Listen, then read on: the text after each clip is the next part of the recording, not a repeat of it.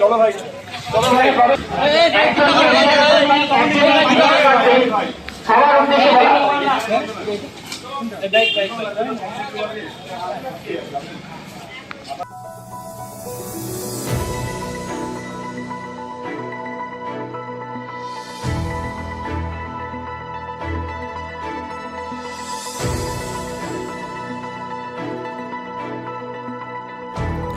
রাজ্য নির্বাচন কমিশনের নির্দেশে 144 ধারা মোতায়েন ইসলামপুরে বিডিও অফিস চত্বরে চলছে তৃতীয় দিনের নমিনেশন পর্ব।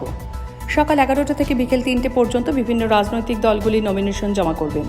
সেই নমিনেশন প্রক্রিয়া অবাধ ও শান্তিপূর্ণ করতে মোতায়েন করা হয়েছে ইসলামপুর পুলিশ জেলার পক্ষে বিশাল পুলিশ বাহিনী।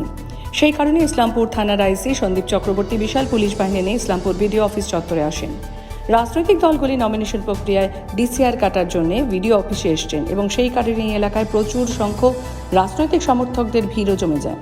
সেই ভিড়কে সরানোর জন্য ইসলামপুর থানার আইসি বিশাল পুলিশ বাহিনী নিয়ে সেখানে তাদের সরিয়ে দেন। বর্তমানে নমিনেশন প্রক্রিয়া সুষ্ঠুভাবে চলছে এবং পুলিশ প্রশাসন বিডিও অফিস চত্বরে মোতায়েন রয়েছে।